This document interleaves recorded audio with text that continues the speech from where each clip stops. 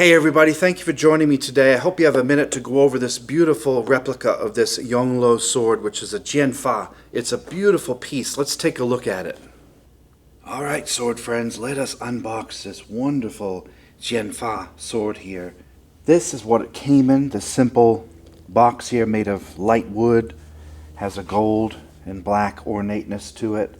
Nice display box, not the best quality but not terrible. As I open this, you see this gold and yellow kind of synthetic silk here. Look at that beautiful Jian. This sword here is so highly decorated, and that's the first thing that catches my eye. This is why I bought this sword, because it's so ornate and beautiful. The first thing I notice is this creature here on the guard. Look at that thing. Let me see if I can focus in on it for a moment. Look at that thing. Isn't that scary looking? Foreboding is the word.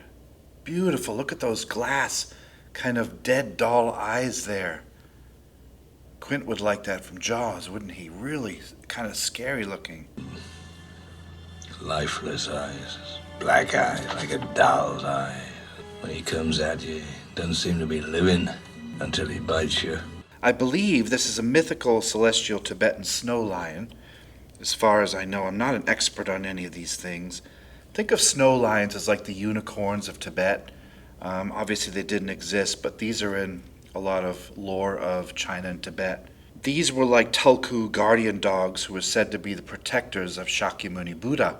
And I've seen artwork where there are 8 of these snow dogs around the throne of Buddha, representing the 8 bodhisattva protectors of Shakyamuni. And I've also seen these holding up the throne of Buddha. I don't think this is a foo dog. I don't think it's like a monkey king or a monster. I think it's a Shishi lion motif. That's my opinion. I'm not 100% sure, but it's very scary looking. Although the snow lion is supposed to represent cheerfulness, believe it or not, this does not represent cheerfulness to me. In this case, this guard represents fearlessness, it represents dominance over mountains, and it represents the element of earth. But I would not want to see that thing coming toward me in the dark, especially with a sharp blade underneath its mouth. This particular sword is called a Chinese Yong sword Dao, is how it's labeled on the website, which I'll tell you about in a few minutes. Now, to me, a Dao is not this type of sword, as far as I know. It could be a mislabeling, but I do know that some Dao had straight blades like this Jian sword. As far as I knew, a Dao was a single-edged saber type of sword for slashing, and usually quite curved, but at one point in history it's possible that Dao were straight like this. Again, I'm not an expert. That's probably why the website calls it that. It could be a misnomer. I'm not sure. Well, some of these Jian straight blade swords date way back to the 7th century BCE. These are really, really old. This is a heavy sword. It weighs almost 3 pounds. It's extremely heavy. Meant for one-handed, but you could use it with 2 if you had to. Just a beautiful ceremonial type of sword here. If you want to see a beautiful example of a Jian and how long they can last, go look up on Google what's called the Sword of Jian. It was made of tin and bronze, and it was found in 1965 in Hubei, and it was found still sharp with rust on it. Supposedly the person who dug it up cut their hand on it. It was so sharp. What's amazing about that artifact is it dated back to the spring and autumn period of Chinese history, and they said it was soaked underwater for 2,000 years. How it survived? They think it was because it was stored in an airtight lacquered scabbard. But that's an amazing archaeological story if you want to go look that up. Let's release the sword from the mouth of this lion. Beautiful blade. Look at this thing. Oh. Look at that. Let's put this back here. Look at that. Look at the double fuller on there, which makes the blade lighter. The scabbard is very, very heavy. Once I took the scabbard off, this becomes a lot lighter. This Jian is double-edged, so both sides are sharp here. It's fairly sharp. It's not 100% sharp. You could do a lot more of it if you knew someone that knew how to sharpen. But this is a double-sided sharp Jian sword. This was called Yong sword. This is a replica of a Ming dynasty piece. Look at the ornateness of this thing. beautiful scroll work here. Looks like there's another lion pattern there. This is the back of the mane here with some fire on it. There's a lot of Chinese and Tibetan motifs in here. There's another one of these lion dogs here. Look at the hilt here, all that ornateness, which actually helps your grip. And then you have this hideous little lion monkey creature here to laugh at you as it's drawing your blood. The Dao swords were called the general of swords, whereas these thinner Jian were called the gentleman of weapons, and you can see why. These probably were carried by higher class people, soldiers, side swords maybe, but I think this one's much more ceremonial. This sword measures 38.5 inches overall. And the blade itself, if I place this yardstick here, is 25.5 inches. That's a pretty standard size. I've seen them up to 29, 30, 31 inches. You don't want them too long because they'll be too top heavy. They'll pull you forward too much. But for stabbing, this has got some real dexterity to it. Like I said before, it's probably for one hand. One thing I noticed about this Jian is the blade is really hard and solid. I think a lot of them were. You see the stereotypical bendy sword that can bend completely around in 180 degrees. I think that's because of Chinese legal requirements in mainland China. But as far as I know, all of the old swords were hard, solid steel. This is labeled as a 1060 carbon steel blade, but I've also seen it labeled as a spring steel. I'm not a metallurgist to know that. Hard to see this, but yes, I'm touching the blade. Don't worry, I'll wipe it down. But it's a beautiful, long, double fuller blade. Balance point is right about here, which is good. You want it in front of the guard there so that it pulls you forward slightly. But the handle is quite long to balance it out nicely. Now let's talk about the third emperor. This is called the Sword of Yong Lo. Now, I've heard it pronounced Yongle or Yongle or Yang Lo.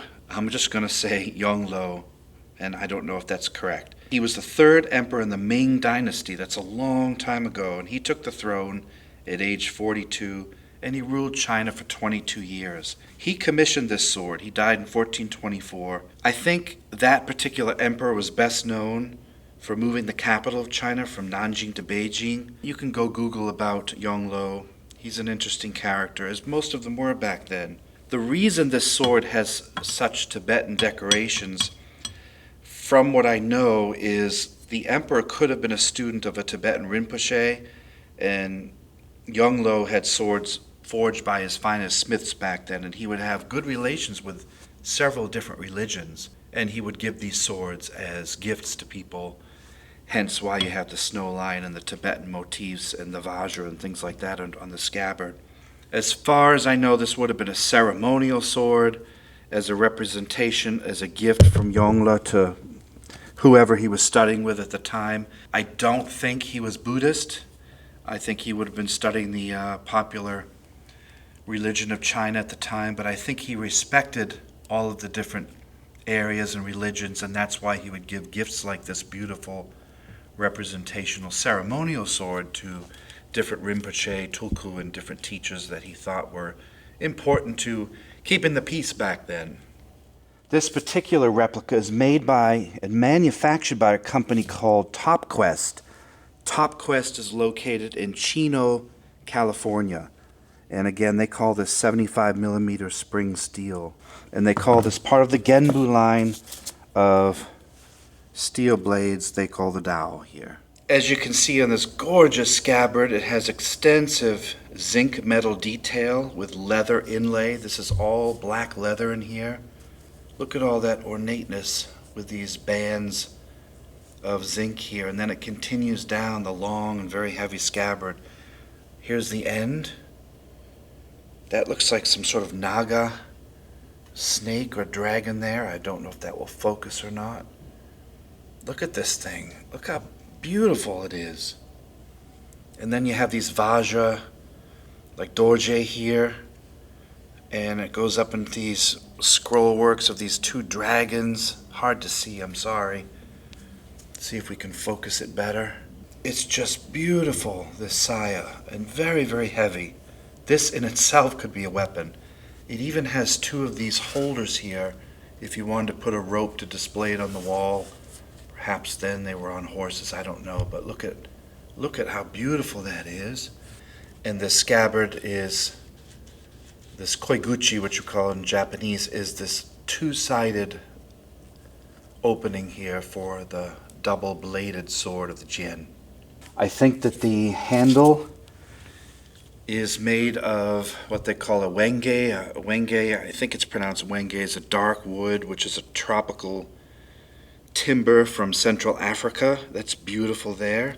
And then it has the zinc metal decorations. Beautiful dark wood handle here. It's fairly comfortable, pretty cumbersome, but you know, enough that I wouldn't want to swing this all day. Your wrist would kill. Got quite a bit of heft at coming in at nearly 3 pounds. Beautiful sword, nevertheless, beautiful sword, all through and through. They started making these swords in 2018, and you can buy these replicas online right now from that company. Now, were these supposedly supposed to act like kind of a European rapier where they would stab? Yes. Were they meant for cutting and slashing? Yes, I think they were all of the above. Well balanced, you could stab forward in the front line, and you could also maneuver it to cut. I wouldn't want to carry this all day. It's very heavy. It'll hurt your hand. But there it is. It's a beautiful replica of this Yong sword here. I love this thing. What a decorative piece. Let's finish this outdoors. So let's put this back here. Be very careful. It's double-edged. Look at that thing. I love that creature. I love that thing. Let's put her back and we'll go outside and finish this review outdoors. So how does this sword cut? Well, if it's even got a minor edge on it, it's going to easily cut through someone's wrist, perhaps a lethal blow. So be very, very careful with this. It can stab. It's two-sided sharpness. It's got a fairly good sharpness to it. But as you can see, going through the scrub brush back here, just with one simple cut, it goes through several of those quarter-inch branches there.